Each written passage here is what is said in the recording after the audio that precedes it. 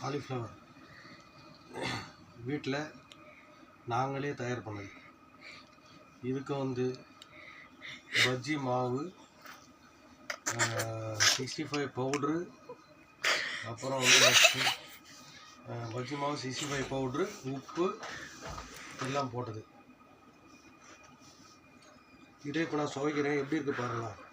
அப்படியே பூ போல் மென்மையாக அருமையாக இருக்குது.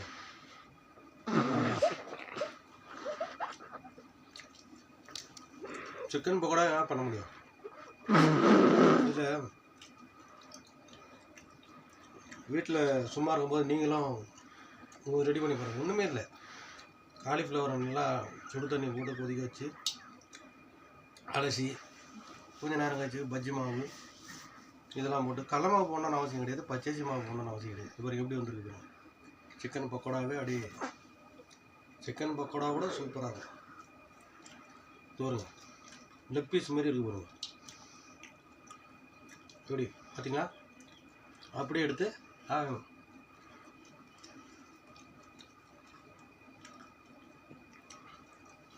ரச சாதத்துக்கும் சாப்பிடலாம். அருமையாக.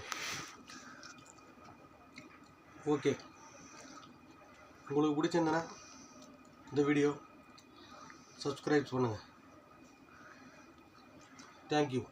நன்றி, வணக்கம்.